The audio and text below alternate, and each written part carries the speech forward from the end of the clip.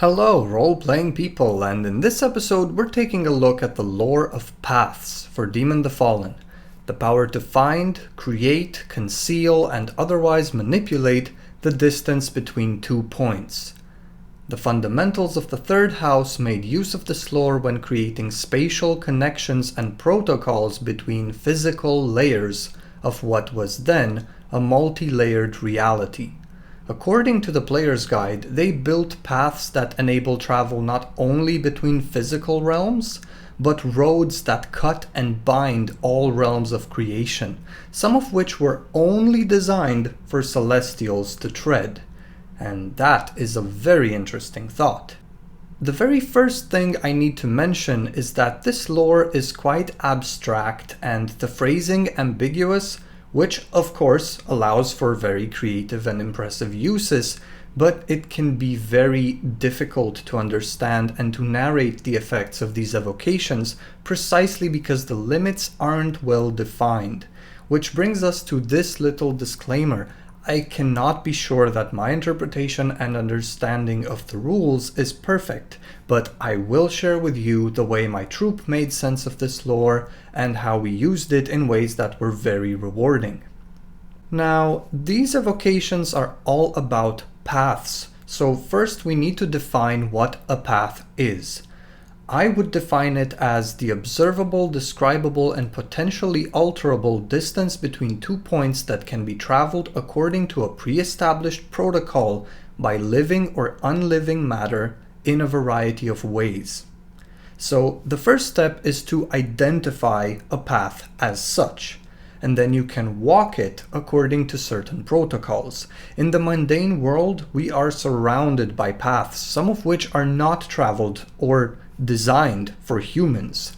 The drain beneath your sink is a one-way path that used water travels in order to leave your house.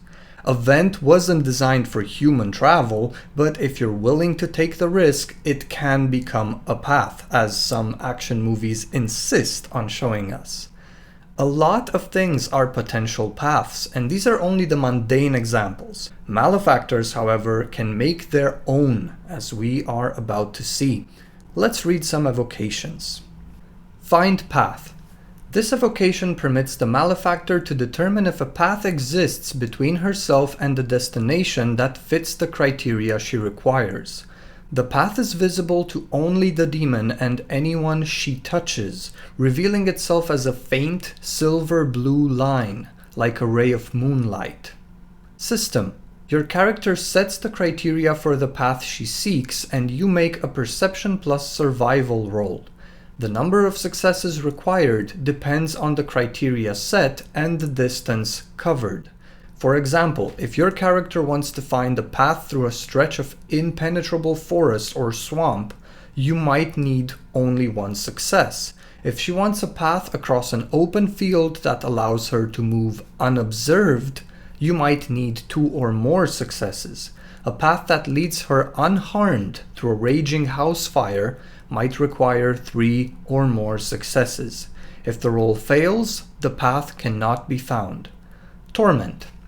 Monstrous demons are able to seek paths just as their more human peers can, but the difficulty for such rolls is equal to the demon's torment.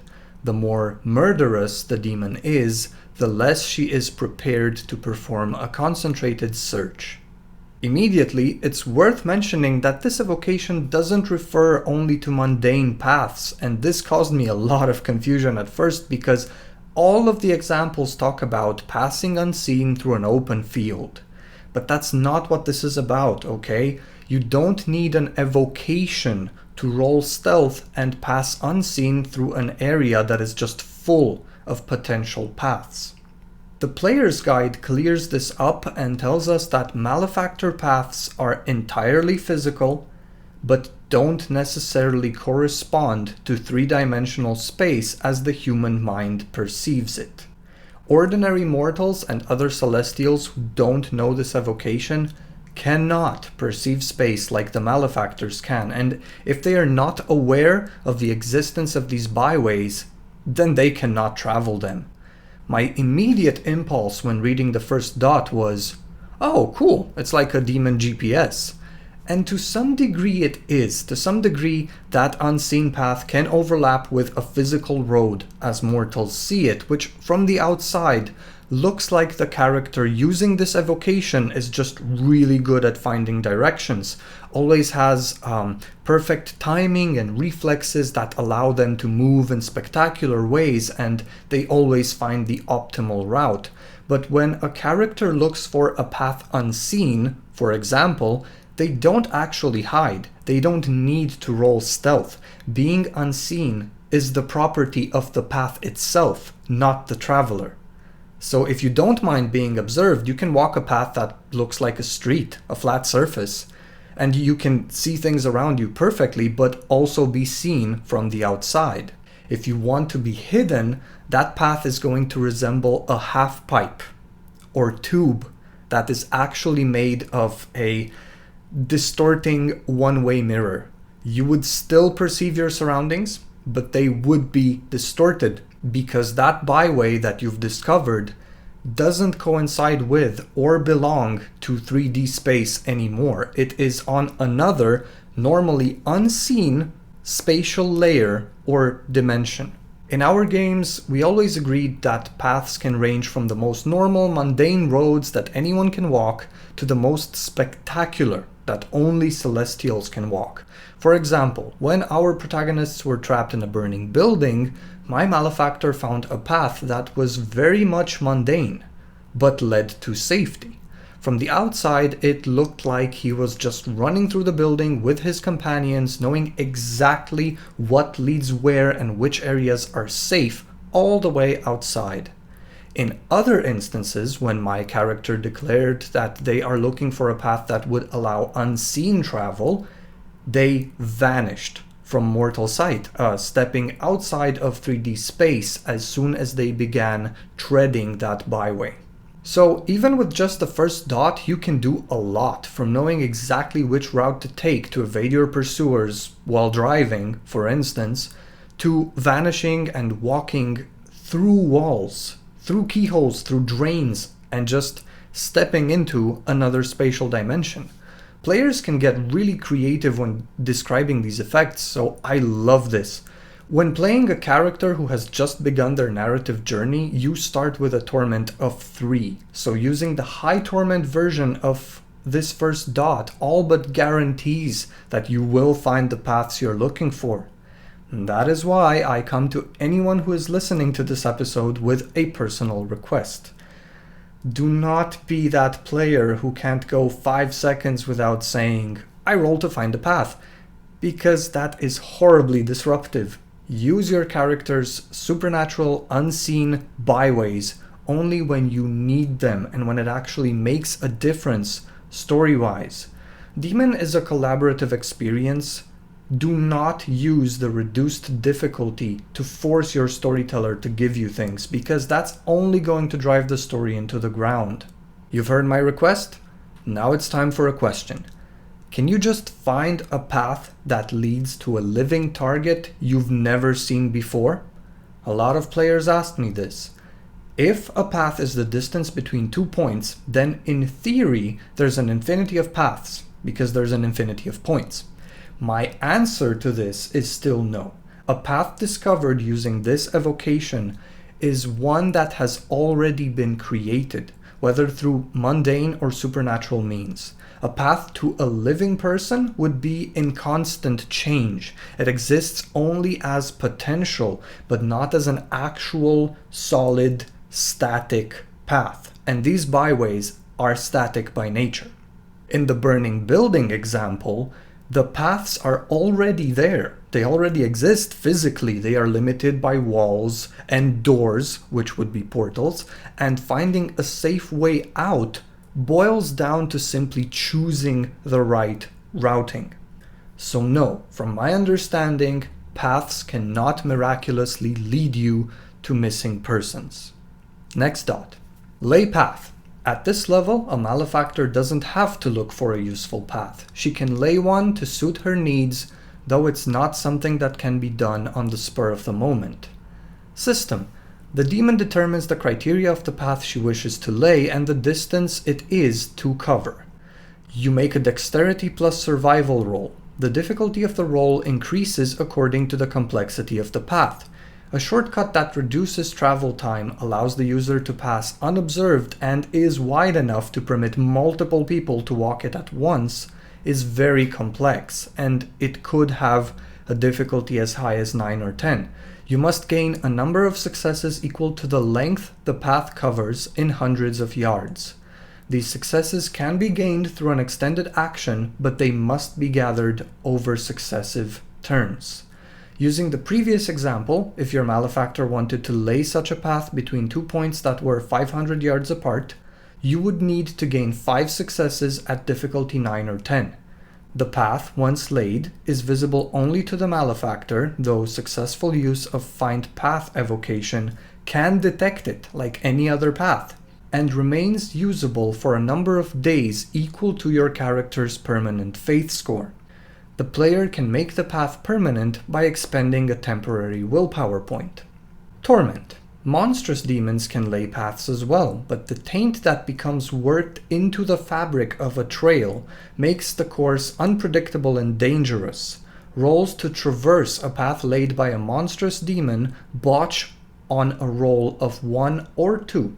A botched roll causes the traveler to exit the path at a random point along its length, determined by the storyteller.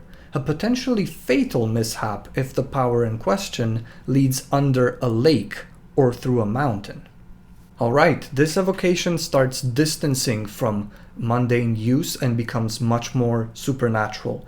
Again, the paths created are imperceptible to normal people, and they bend space and matter in amazing ways that are outside of three-dimensional perception.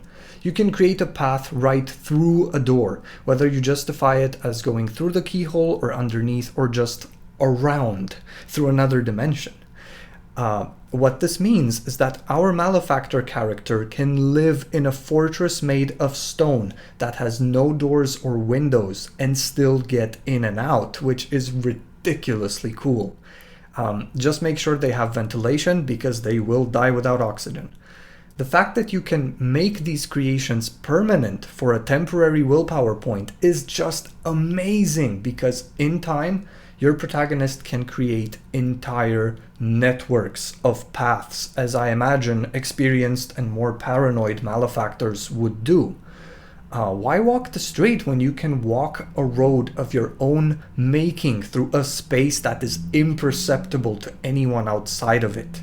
Imagination is the only limit, really. This is a great evocation. Next dot. Conceal Path. Paths, once formed, can be found and followed by any demon who has the eyes to look for them, unless they are camouflaged by the demon who made them. System. Roll perception plus survival. Any demon who attempts to find the path later must gain more successes than the Malefactor when searching for the hidden route. This concealment lasts for a number of days equal to the character's permanent faith score, or it can be made permanent with the expenditure of a temporary willpower point. Torment.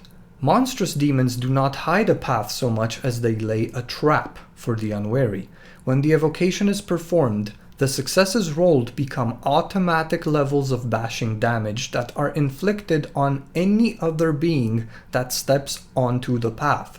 This trap can be detected with a supernatural awareness roll, but it cannot be avoided or disarmed. Unlike the more benign forms of concealment, this trap cannot be made permanent. It disappears after a number of days equal to the demon's torment score. So you can see paths and make paths, but so can other Malefactors, and that can be a problem. Let's change that. Using this lore, you can hide the paths you have created, and again, you can make this a permanent effect. Very nice. Yes, it is the kind of ability that requires careful planning and patience on behalf of the player as they roll extended rolls to create the path first and then stack these properties on top of it. But hey, if you're playing a spirit of fundament, everlasting patience, and endurance of stone, you can totally plan ahead and take your time making the physical world your playground. Believe it or not, this dot in conjunction with the second one are actually some of my favorite abilities in the whole game, precisely because they require planning and patience, but they are very potent once those paths are made permanent and according to specifications. Next dot. Close Path. This evocation allows a Malefactor to seal both ends of a path, denying its use to both friend and foe until it is opened again. Paths closed in this way are often locked using special words that can then be used as a kind of key to allow specific individuals access to the path while restricting others. System. Spend 1 faith point and roll dexterity plus survival. You must gain a number of successes equal to the length the path covers in hundreds of yards, and the effort can be accomplished in an extended roll over a period of successive turns. If successful, the path is closed. If travelers walk the path at the time, they are trapped within until the demon chooses to open it again. You can spend a temporary point of willpower for your character to create a keyword that other demons and thralls can use to unlock and travel the path. Paths closed with this power can be forced open with a successful willpower roll. The difficulty is equal to the willpower that the Malefactor had when they closed the path, and the roll must net a number of successes equal to the closer's faith score at the time. Forcing open a path in this way can be done as an extended action performed over a period of turns. Torment. Monstrous demons do not close paths, they collapse them. Again, you must gain a number of successes equal to the length the path covers in hundreds of yards, and your character can make the effort as an extended action over a period of turns. If successful, the path collapses and is destroyed. If travelers walk the path at the time, the consequences are dire. The storyteller rolls dexterity plus survival for each person, difficulty 8.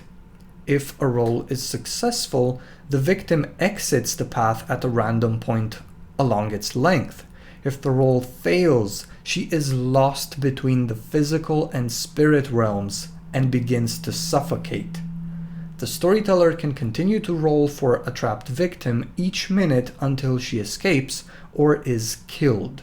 If the character dies, her body does not return to the physical realm.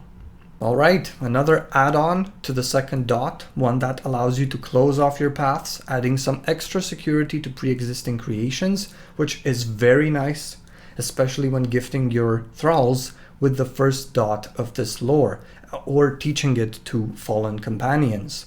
With Find Path, they can now travel these hidden pathways all around the city, even in your absence, and if someone else tries to get in, they can't. Not without the secret passcode. And if you collapse the path you have created, well, awesome. Last dot. Warp Path. This evocation allows a Malefactor to warp the nature of an existing pathway, altering one or many of its parameters. The path can be traveled in a shorter or longer period of time. It can lead travelers back to the point of origin. It can lead to a different destination entirely, or it can simply loop back upon itself without end. System. Spend 1 faith point and roll dexterity plus survival. If your character wishes to increase or decrease the time to travel the path, travel time is altered by a factor equal to the successes rolled. If she wants to change the destination of the path or cause it to loop back on itself, you must roll a number of successes equal to the length of the path in hundreds of yards. The duration of the effect is a number of days equal to your character's faith score, or it can be made permanent by expending a single willpower point. Torment. Monstrous demons create warped paths that prey upon the minds of travelers as well. In addition to any alterations made to the path itself, travelers crossing it must make a willpower roll upon reaching their destination. If the roll fails, they gain a temporary derangement. If the roll botches, the derangement is permanent. Finally, complete control over paths, the ability to change pre-existing byways and grant them new properties and travel protocols. This is so nice, not only for player characters who can now expand their labyrinth of secret roads even further, but for NPCs. As storyteller, I tend to allow uses of this lore to affect mundane paths as well, and just work on describing the effects in the most logical manner. For instance, when used on normal paths, Conceal Path can easily force vegetation to cover a gravel road, let's say. Where is it? I don't know, it was here a minute ago. Are we lost through the woods? Or a tree can snap, falling onto the asphalt and temporarily blocking a certain street in a remote mountain town, forcing the drivers to find alternate routes. Why do I rule it as such? Because I love the idea of this lore affecting unsuspecting travelers as well. And to do that, it needs to affect mundane paths that everyone can walk. The 5th evocation is just amazing for this. Imagine your group of protagonists is tasked with breaking into a house and retrieving an important artifact from a malefactor. They enter the house just fine, but as they wander from room to room, they come to realize with increasing horror that the rooms feed back into themselves, creating a loop.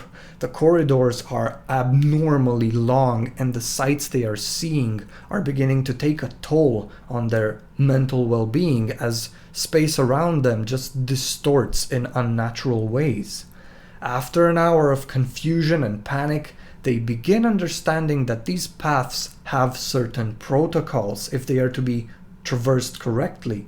One room requires you to walk backwards through the doorframe, and in doing so, you break the loop, while those insanely long hallways can be traveled almost instantly by crawling on all fours, like a baby. Our protagonists are not out of the woods yet, but at least they are beginning to understand that there is method to the spatial madness. So you see, both players and storytellers can get super creative with this lore, creating secret networks of paths that can tie together sealed buildings that have no discernible entry points. They can create perfect prisons, unlock vaults, hey, even bastions that have been lying there since before imprisonment in the pit. All of these can be traveled into. What else? As storyteller, you can design some very nice puzzles by having NPCs manipulate space using this lore, and maybe even traveling into hidden realms that are more than physical. Whatever the case, this lore doesn't offer much mechanical variety, it just does paths. But it does it very well and offers a lot of story possibilities. Let's have a look at the apocalyptic form next. Unto the Visage of Paths. The angels of the pathways closely resemble mortals at first glance. Their skin is deeply tanned as though they'd spent a lifetime in the sun, and the skin around their dark eyes are deeply lined, casting their orbits in permanent shadow. It is only on closer inspection that the worry lines are revealed as intricate patterns that radiate from the angel's eyes and continue to run across the planes of her face, disappearing into her scalp and circling her throat in intricate tattoos. At night, these lines reflect the moonlight in ghostly traceries that seem to shift and realign themselves as the angel speaks. The Visage of Paths confers the following special capabilities. Dead Reckoning. Your character is always aware of where she is in relation to known landmarks, no matter how far away those landmarks may be. Unless affected by spatially distorting evocations, such as Warp Path, she can never lose her sense of direction. Enhanced Perception. The difficulties of all perception rolls decrease by 2. Improved Initiative. Add 2 to your character's initiative. Flashing Fingers. The character is capable of supernatural sleights of hand, seeming to conjure items out of thin air only to make them vanish again with a flick of the wrist.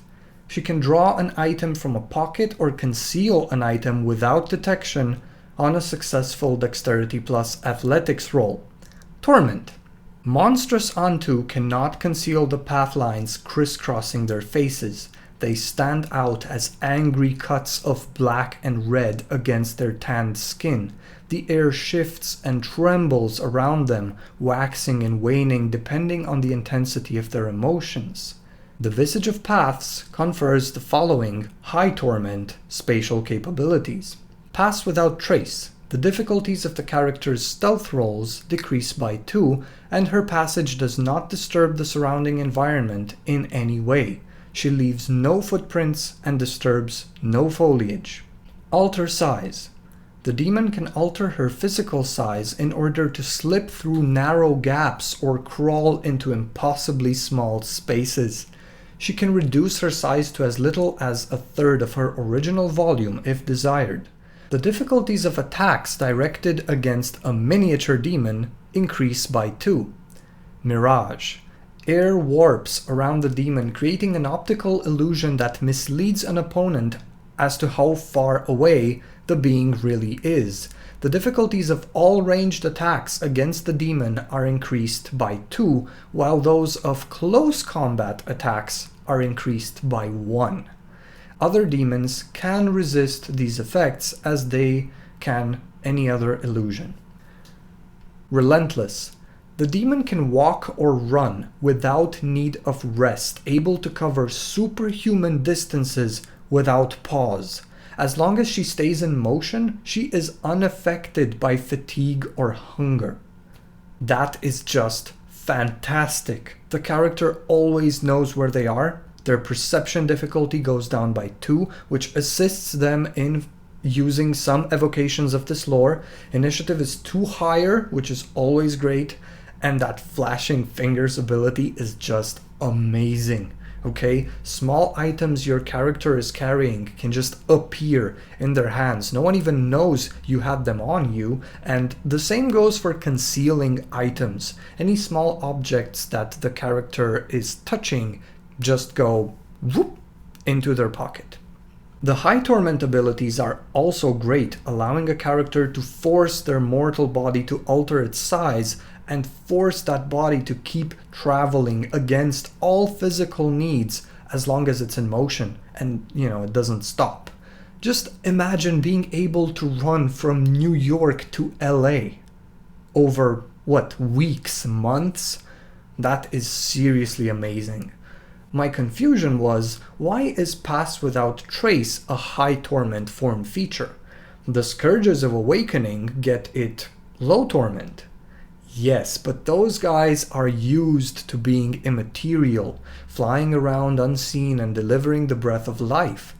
Malefactors, on the other hand, spent most of their time on Earth working with matter. Like Devourers, they are flightless, none of their forms have wings.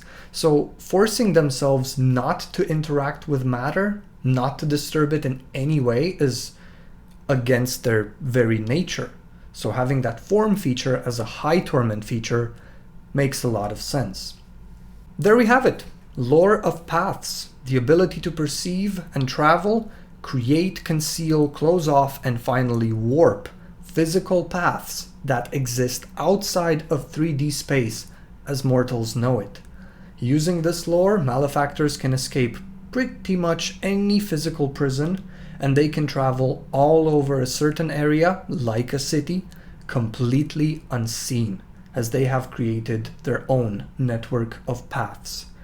Stepping sideways is undoubtedly a very impressive feat, and werewolves are super scary as a result.